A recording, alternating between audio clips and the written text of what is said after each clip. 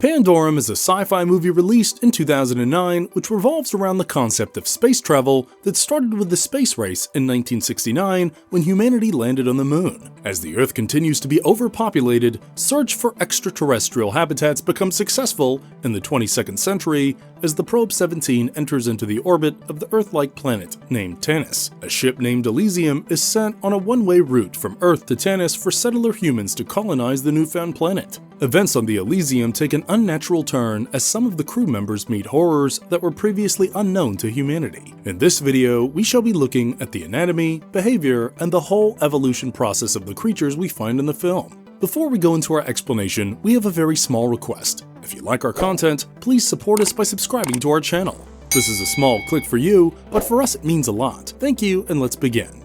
Let's dive into the plot. The events in the film take place on this ship, where two members of the flight crew wake up from their hypersleep pods. They are Corporal Bauer, who is the mechanical engineer of the ship, and Lieutenant Peyton, whose dark past comes to light towards the end of the film. As the power keeps fluctuating, Bauer decides to manually fix the reactor core that powers the ship. As he sets off in search of the unstable core in the dark depths of the ship, he encounters dead bodies, thieves, and horrifying creatures humanity has never seen before. They believe that 8 years have passed since they left Earth, and they experience significant memory loss. The memories come back to remind them of the crew, the mission, and the psychological horrors associated with it.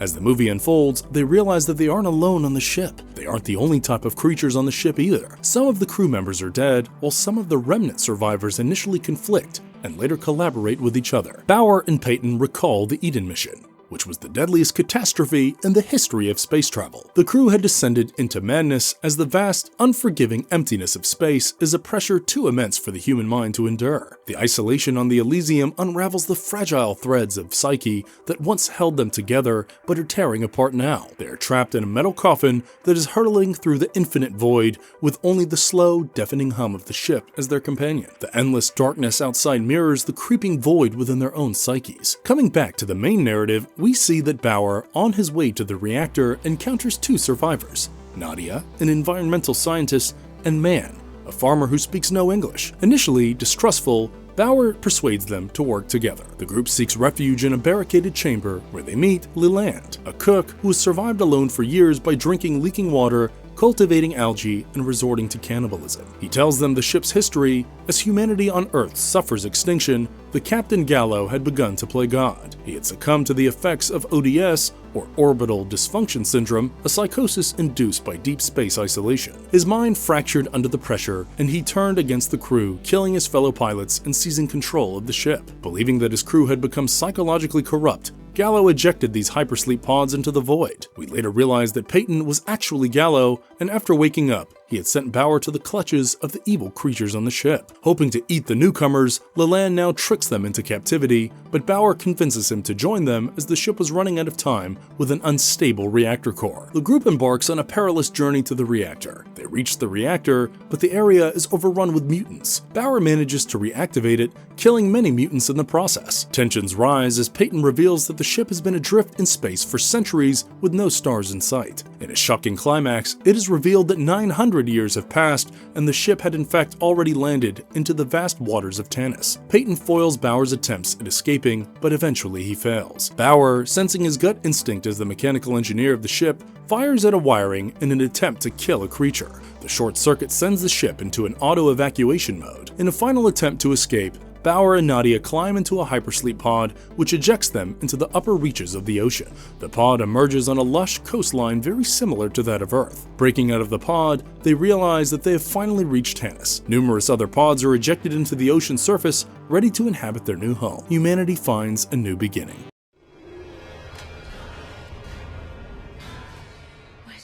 Sinister beings. The anatomy explained. The anatomy of the mutants is pretty striking. They have evolved through centuries of survival on the ship. The brutality of the harsh environment is etched onto their skins, which are pale, wrinkled, and loose. Each physical trait is a proof of the harsh environment they have lived in for centuries. Although the lifespan of the creatures is not revealed in the film, their bodies are resilient to the ordinary physical injuries that otherwise prove fatal to humans. The skin seems to be resistant to physical injuries caused by mere strikes of armament. In one scene, Bauer pretty much knocks out one of the mutants with a short-range laser gun, but the mutant is at best stalled and not killed. Their skin, hanging loose from their sunken faces and stretching tightly over their long skeletal frame, appears fragile. Their noses are flattened into the bony socket. Blood and drool cover their mouth, hinting at their predatory nature. The only other creatures of blood on the ship happen to be the humans. This sends shivers down the spines of Bauer when he first encounters them, as he would be the only natural prey to these grotesque creatures. To add to his horrors, Bauer later learns that these creatures were mutated versions of humans, showing their cannibalistic feeding habits.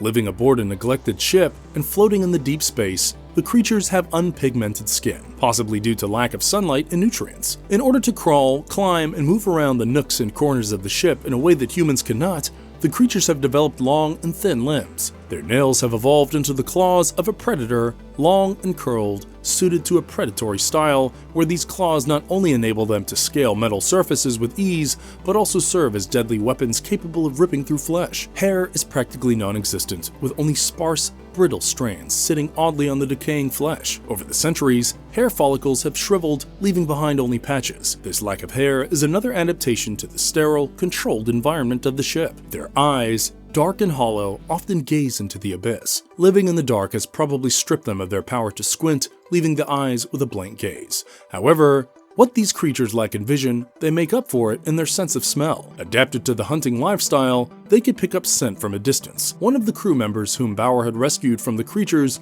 had smeared tar from the ship's machines onto his face in order to mask his human scent, with a monstrous machinic scent of tar so that it wouldn't raise any suspicion. The mutants are clothed in tattered remnants of uniforms or scraps of fabric that barely serve any purpose. In fact, these rags are an eerie reference to their past, where they were nothing but fellow humans, destined to perpetuate human genes in the newfound planet of Tanis.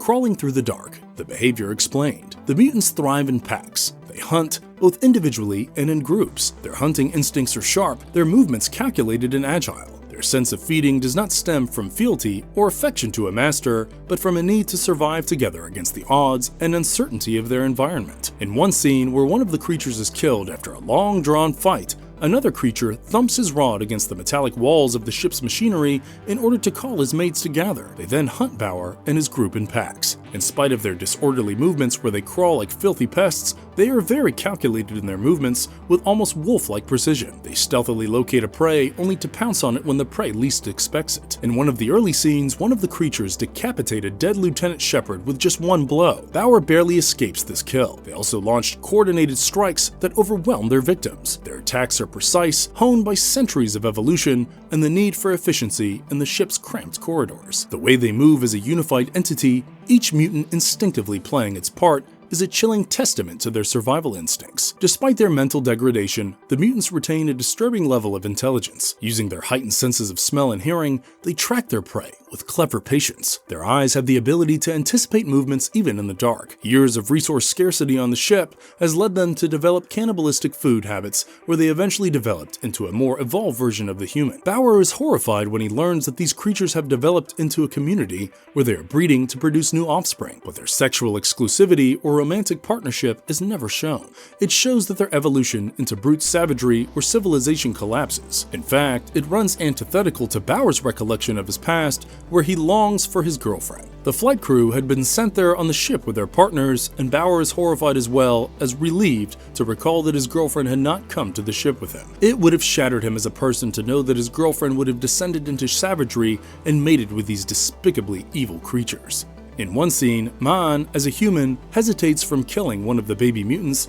as it looks at the human with innocent eyes. The very next moment, the youngling slits Maan's throat only to devour him as prey. The mutants' lack of empathy is one of their most terrifying traits. They view their victims solely as food and are devoid of any compassion or mercy. This makes them ruthlessly efficient predators. For them, life is a brutal struggle, and the only goal is to keep living no matter the cost. Their intelligence is perverted with psychological delay. Their behavior is a haunting reflection of the human capacity for violence and survival, shaped by the extreme pressures of isolation in deep space. The mutants are not just creatures of instinct. They are a tragic manifestation of humanity's desperation to endure, even at the expense of absolutely anything.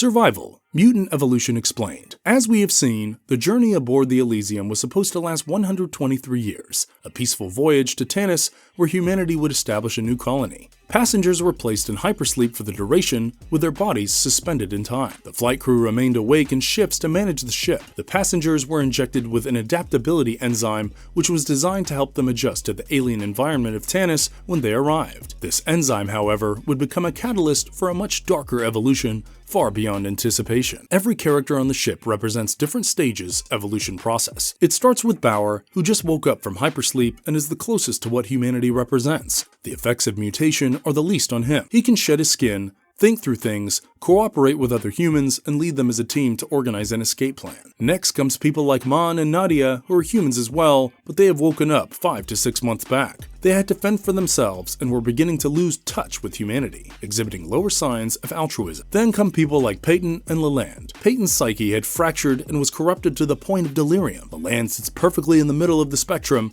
where he is anatomically a human, but behaviorally on the verge of being like those creatures. He retains the power of speech and communication, but also resorts to trickery and cannibalism, threatening to carve a steak out of Nadia's flesh. Consuming human meat has helped him survive these many years on the ship. He knows the dark history of Peyton's past and narrates it to Bauer and the group before ruthlessly trapping them as prey for food. Leland demonstrates the urgent need to survive at the face of hostility. He calls himself a cook who was once in the Navy. He is aware of the collapse of societal and psychological frameworks in a Nietzschean godless universe. At the extreme end of the spectrum, we see the mutants. Absolutely deplorable creatures who represent everything that humanity stands against. It is ironic that they are the most evolved beings on the ship. Their conception in the film is a horrific tribute to Darwinian evolution gone wrong.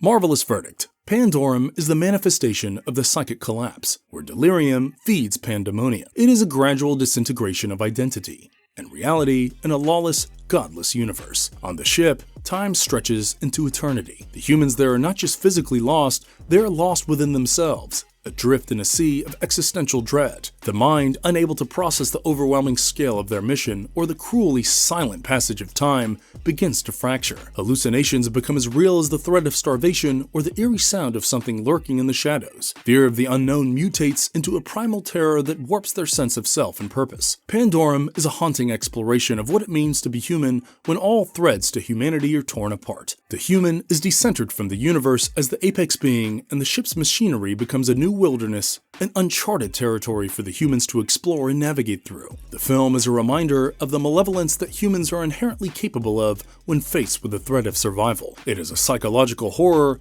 blended with sci-fi to show how the most powerful tool of human beings, the mind, is susceptible to the horrors of delirium and chaos. And if you liked our content, don't forget to leave a like and subscribe to us if you haven't already. Have a good one and be safe. Thanks everyone.